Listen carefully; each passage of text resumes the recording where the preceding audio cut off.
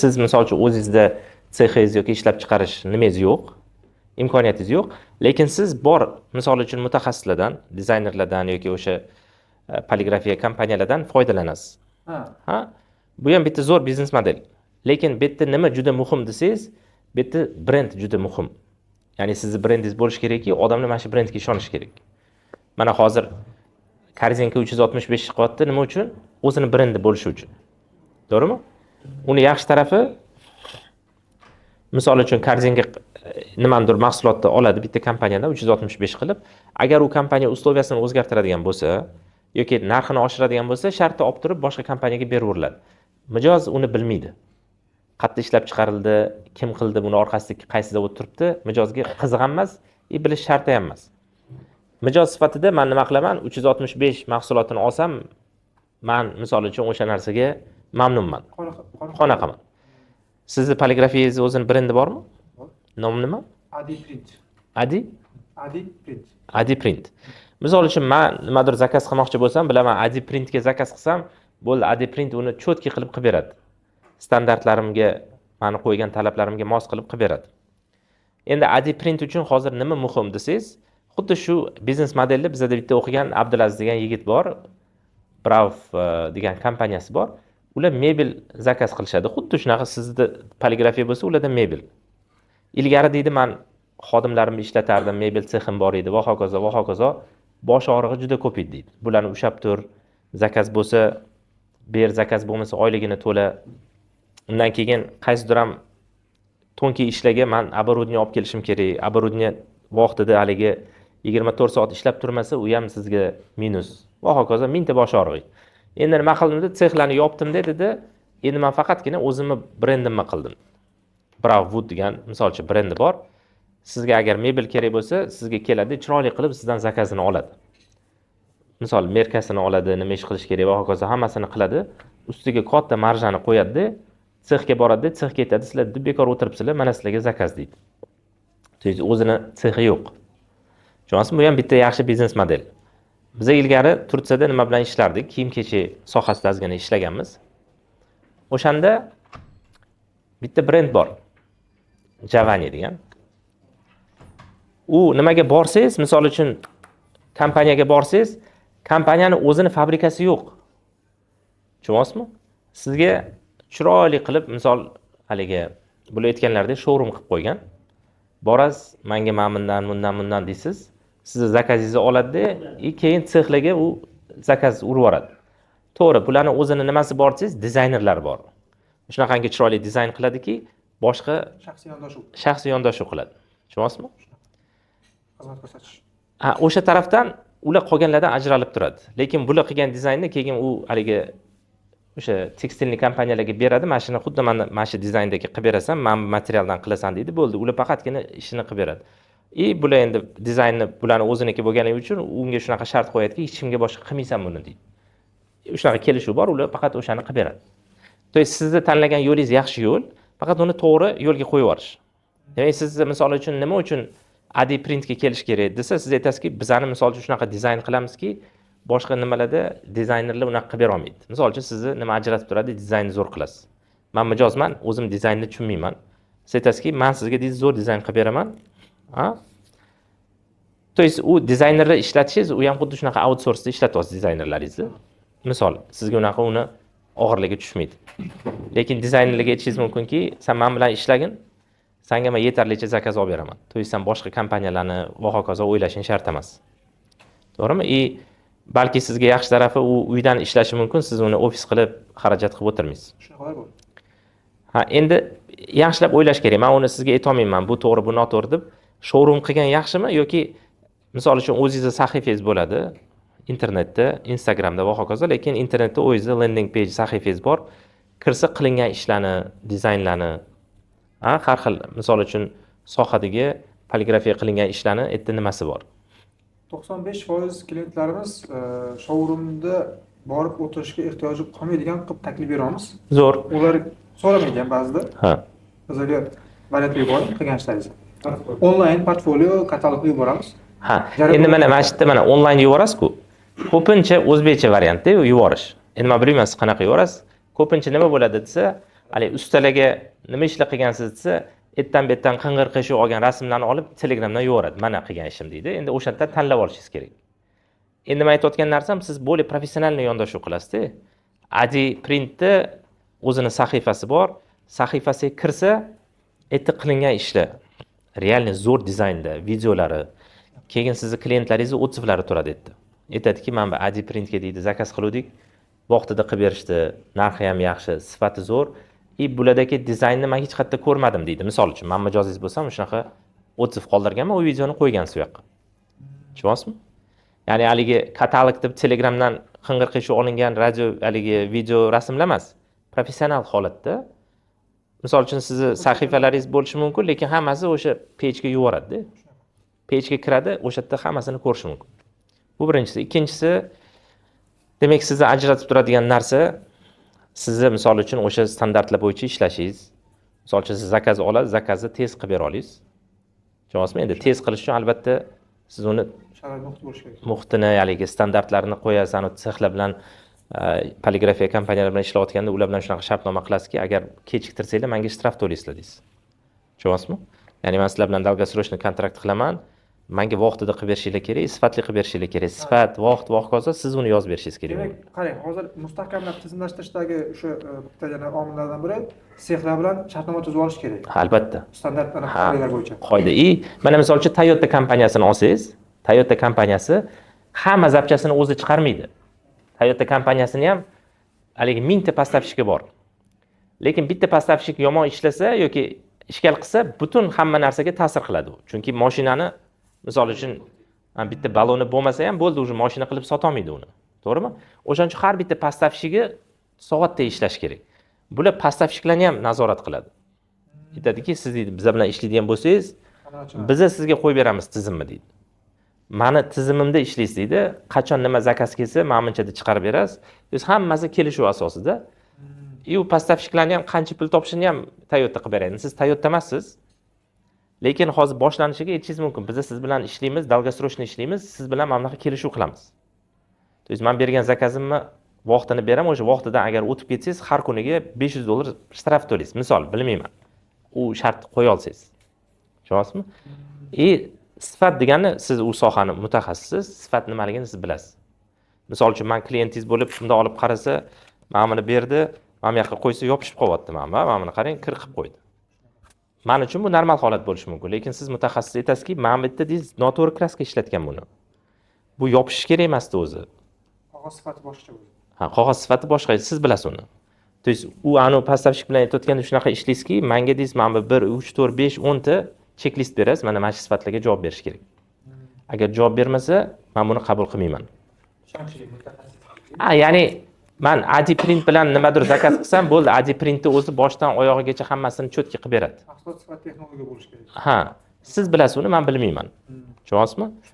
Men misol uchun men bu yoqqa qo'ysa, yopishib qolayotgan narsani men bilmayman. Demak, men uchun bu yaxshi narsa emas yoki nima bo'lishini bilmaysiz. Tushunasizmi? Yozilganda bu rangi o'chib ketmaydi. Bu 10 yil turadi. Hozir yozasiz, 10 yildan keyin ham ochib o'qiy olasiz buni. Va hokazo.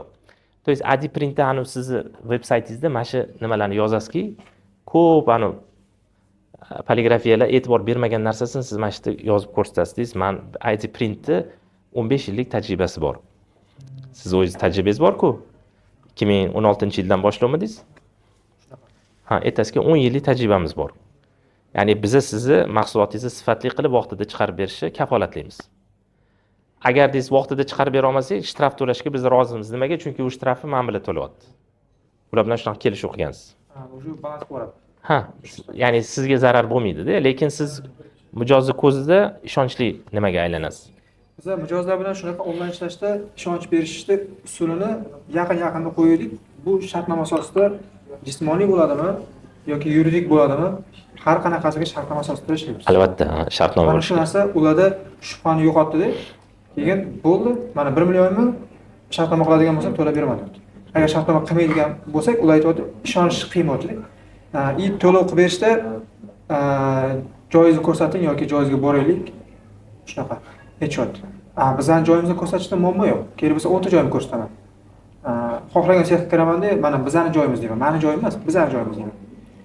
U rahbar aytadi, bu bizlarni menejerimiz deydi.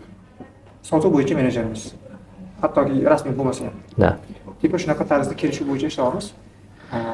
И kamdan kam holatda biza klientni o'sha seximizga olib boramiz. Endi misol uchun mana qarang, bu yerda yolg'on ishlatish shart emas. Shunaqa deysizki, bular bizning hamkorimiz. Shunaqa. Bu bizani misol uchun ishlab chiqarishda hamkorimiz. Biz 10 ta shunaqa sex bilan ishlaymiz. И bizani misol uchun ofitsialniy kompaniyamiz bor, siz bizlar bilan ishlaganingizda bizga pul o'tkazasiz. И biz sizga kafolatlaymiz buni. Tushunyapsizmi? То есть o'sha qilgan ishlaringizni ko'rsatib, odamlardan o'tkazib olsangiz, sekin-sekin odamlar sizga ishonishni boshlaydi. Haqiqatdan shu gaplarni aytamiz-ku ularga. Ha, bosh gapni aytasiz. Siz yana juda muhim bo'lgan narsa biznesda yolg'on ishlatmaslik. Bilinadi u ko'zlar. Yo'q, sizni barakangizni ham o'chirib qo'yadi. Arzimagan narsa deb o'ylaysiz. Ali kirasiz, sexga meni hozir menejer deb yuborasan, deysiz, va hokazo. Siz nima qilasiz uni aldab? Aytasiz, bu bizani hamkorimiz, biz outsource qilib ishlaymiz. Sexlarga biz klient yuborayotganimizda o'zimiz bormasak, aytamiz, men shaxsan o'zimni klient yuboraman sizga zakaz berishim uchun va klientim mahsulotni ko'radi, siz ko'rsatasiz. Da. Oshiqcha savollar faqat menga yo'naltirasiz deyman. Faqat o'sha mahsulot sifatida tashqari savollar menga yo'naltirasiz. Da. Narx yoki boshqa borasida meni o'zimdan so'raysiz. Da. Bo'ldi. O'sha qoidani aytib qo'yamiz. Bu hamma sexga ba'zi tushuntirishga to'g'ri keladi. O'sha qoida standart yo'qligi uchun. Shartnoma qilmaganmiz. Ha, o'sha shartnomani qilasiz, standartlarni berasiz. Keyin mijoz, men misol uchun mijozingiz bo'lsam bilaman. Nima uchun men sexga bormayman-da? Borib, bularga tushuntirib, va qazo qilgunimcha nimadir bo'lib qolsa, standartlarga to'g'ri sifati yaxshi bo'lmay qolsa, bosh og'ridi menga. Albatta siz olgansiz hamma bosh og'rig'ini. Tushunyapsizmi? To есть men bilaman uni. Siz o'rtada marjingiz borligini ham bilaman. Siz o'rtada turganingizni ham bilaman. Siz ochiqsiz aytasiz. Zato men bo'ynimga olib, sizga men dizaynni qilib beraman. Bu sex o'zi qilib bera olmaydi sizga unaqa dizaynni. Ikkinchisi, men sizga vaqtida chiqarib berishga kafolatlayman. Uchinchisi, men sizga misol uchun vaqtida qilib, sifatli qilib chiqarib beraman. To есть meni bo'ynimda u. Nimadir bo'lib qolsa, men javob beraman. Ha, sexlar bilan yurmaysiz siz. Hozir men qilayotgan ishimda shunaqa holat bo'ladi. Klient aytadi, "Men bitta odam bilan gaplashishni xohlayman. Dizaynerga alohida gaplashishim kerakmi? Unga yozishim kerakmi? Bunga yozishim kerakmi? Bitta o'zi bilan gaplashib, bitta o'ziga to'lov qilib bo'ldi." Da. Keyin men o'ylab qolaman. Agar men sotuvchi alohida olsam, sexda ishlab chiqarish nazoratini tashkillaydigan alohida odam olsam, sotuvchi bilan sexda ishlab chiqaruvchi agar bitta odam bo'lsa, u aldab olishi mumkin. Agar marketolog va sotuvchi bitta bo'lsa, u aldab olishi mumkin. Boshqa marketing reklamalarni qilib masalan. Men bilmayman, shu qanaqa reklama qiladi. Agar 3 ta odam qiladigan bo'lsa, marketolog, sotuvchi va anaqa ishlab chiqarish pechatligini mahsulotni yetkazib berib ta'minlaydigan alohida qilsam, bitta joyi bor, ya'ni ta'minotchi. Kerakli masalan yarim tayyor va tayyor mahsulotlar bor, reklama mahsulotlari. Ular faqat sklad yoki shu optim joylardan bizga yetkazib beradigan ta'minotchi bor. Agar unga alohida yana bitta xodim biriktirsam, unda bitta yo'nalishda 4 ta xodim zanjir bo'lyapti-da.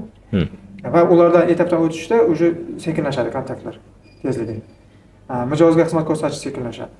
Agar bitta odam qiladigan bo'lsam, yolg'on aralashishi ehtimoli ko'p bo'ladi. Demak, bu narsani men o'zim boshqara olmasam, outsourcingda men bu franchiza qilib olishim kerak. Qarang, bu yerda hozir misol uchun siz hammasini o'zingiz qilyapsiz. Biz uni ko'pincha shapka deymiz. Siz misol uchun 4 ta 5 ta shapkani o'zingiz kiygansiz. Ta'minotni ham o'zingiz qilyapsiz, savdoni ham o'zingiz qilyapsiz, reklamasini ham va hokazo. U normal holat, endi biznes endi tug'ilib o'sayotgan holatda normal, lekin u ko'p davom etsa biznes o'smaydi degani. Sizga bog'liq bo'lsa, ertaga misol uchun men bir hafta dam olib kelay yoki men charchadim yoki kasal bo'lib qoldim desangiz, biznes to'xtab qoladi. Shunaqa, u fillar to'xtab qoladi agar bitta odam bo'lsa ham. Ha, ya'ni siz hozir nima qilishingiz kerak? Birinchi bo'lib, hozir qilib olsa yaxshi. Qaysi faoliyat sizni ko'p qo'lingizda ushlayapti? O'shani yozing. Misol uchun, aytishingiz mumkin 80% vaqtim o'sha borib O'rizordan anu reklama mahsulotlarini olib kelib berishga vaqtim ketyapti. Misol. Yoki bo'lmasa borib klient topishga ko'p vaqtim ketyapti, переговор qilishga ko'p vaqtim ketyapti. Bu yerda sekin-sekin o'sha rollarni kirgizishni boshlaysiz. Birdaniga 4 ta odam oling demayman. Qaysi eng ko'p vaqtingizni olyapti? Qaysi rolga siz bitta odam qo'ysangiz ko'p qo'lingiz bo'shaydida, ko'proq qiymat keladigan ish bilan shug'ullana olasiz.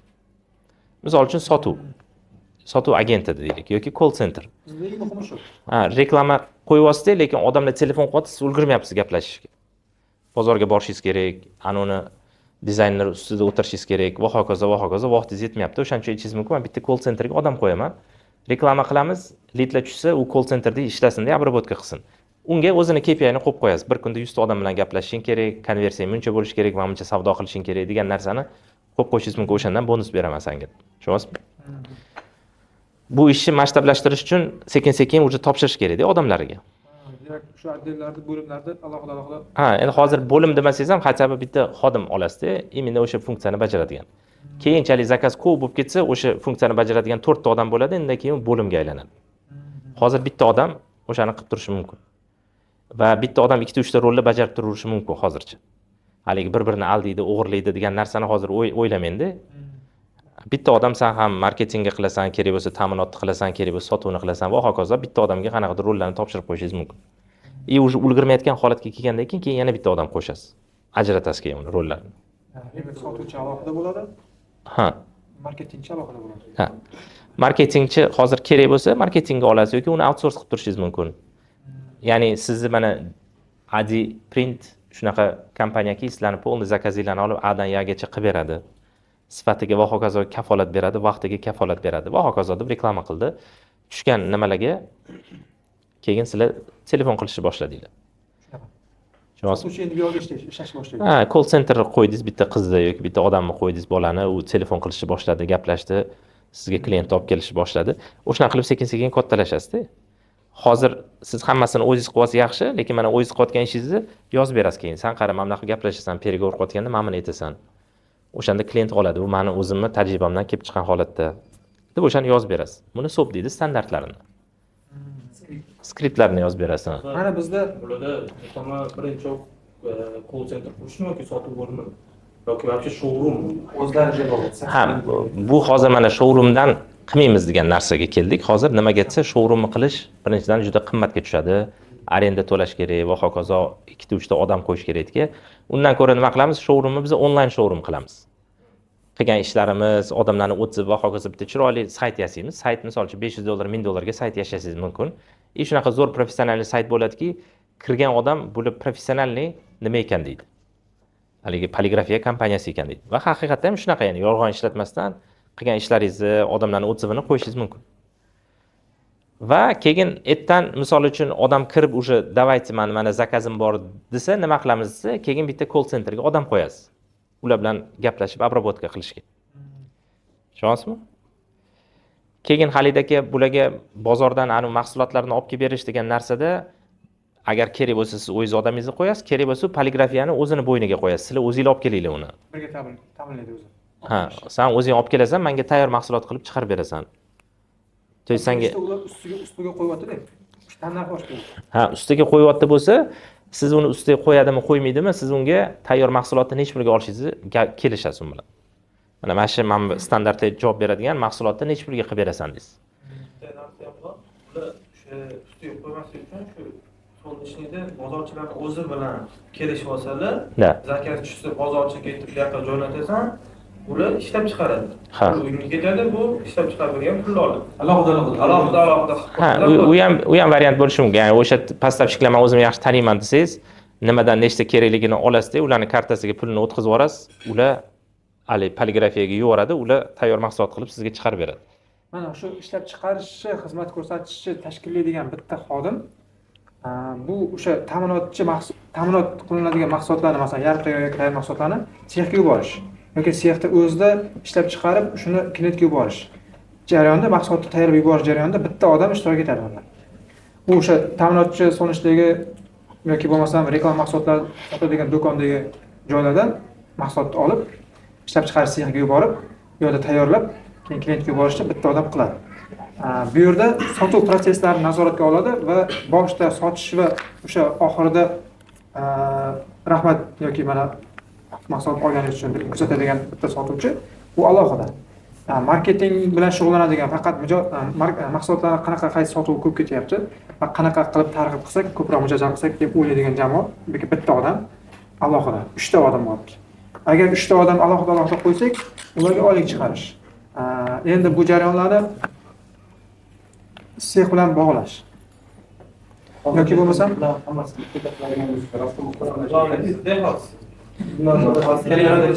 Agar sizga shu ish qilasiz. ob'em kerak bo'lsa, keyin shularga yetgandan keyin qilinadi-ku. Bularda ham masalan shunaqa bo'lgan ekanda, bular ham bir nechta magazin bo'lgan, boshida bitta odam bir nechta magazinga qaragan, sekin-sekin shu maydalanib ketganda. Demak, kichkina ofis qilinsa, ofisda mana shu 3-4 ta odam ishlasa, bir-biri bilan bog'langan holatda jamoa bo'lib.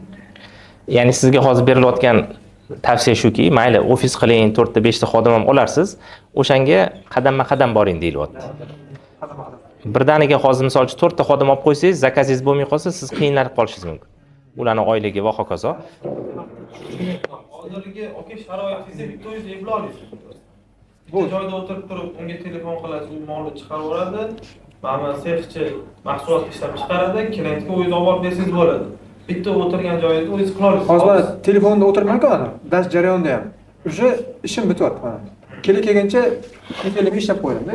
Foyda. Sizga nega endi xodim kerak hozir? Endi maqsad kengayishdan maqsad xuddi shu mana formulada ko'payadi, franshiza qilib yoki bu formulani boshqacha o'zgartirib mana ofis ochib 4 ta xodim bo'lib chunki kimgadir o'rgatasiz shu narsani Franchiza- mana sizga pul berishim kerak deb o'zi qiladi. Mana shunaqa narsa bor-ku yana. Agar franshiza qiladigan bo'lsak, bizani o'sha asosiy rechaklarimiz o'zimizni qo'limizda turadi, rolimiz. Ularda ishi marketing, sotuv yoki o'sha jarayonlarda ichida qatnashish bo'ladi, lekin sexlar yoki shunga o'xshagan brend nomi, shunga o'xshagan narsa bizda turadi. O'shaning uchun bizga ular qaysidir dividend Bundaki bo'ladi. ha, dividend to'laydi. Endi Mana ko'proq o'yladi mana qasi. yo'q, bitta mana franshiza qilishingiz mumkin. Franshizadan oldin birinchi yaxshilab o'z tizim qo'yishingiz kerak-da. U qaysi qanaqa mexanizmda ishlaydi bu hammasi? Zakaz qanaqa tushadi, qanaqa qilib u misol uchun zakaz beriladi, tushunyapsizmi? Qanaqa qilib uni qabul qilib olinadi, qanaqa topshiriladi, sifat nazorati qanaqa tekshiriladi, hammasini zo'r qilib yo'lga qo'yib olsangiz, keyin xuddi shu modelda boshqa viloyatlarda yoki boshqa joylarda franshizasini sotishingiz mumkin. Demak, bitta odam buni o'zi xohlasa qilishi mumkin, bo'lmasa bizani olishi mumkin. Da. Bitta odam qila oladi, bitta odam qilgandan keyin u masshtablashmaydi-da. Faqat sizni o'zingiz misol uchun o'sha kuniga manimcha pul topaman deysiz-da, bo'ldi, o'sha bilan aylanib yuraverasiz. Hammasida o'zingiz bo'lasiz, lekin u biznes siz ham ishlash uchun, rivojlanish uchun, boshqa viloyatlarda ham masshtablashish uchun uni tizim qo'yib, keyin sekin-sekin topshirish kerak bo'ladi. Demak, shu sohaga pul tikayotganlar ular biznes qila olishi kerak, o'zi shug'ullanmasdan. Ha, Masalan, 4 ta xodim ishlatsa, u yurishi kerak biznes. da. Demak, o'sha ofis sistemasida xodimlar bilan bog'lash kerak ekan. Ya'ni xodim bilan bog'lashdan oldin birinchi o'shadan qiladigan ishi, nima ish qiladi, qanaqa qiladi, hammasini yozib, keyin topshirish kerak. Programmalarini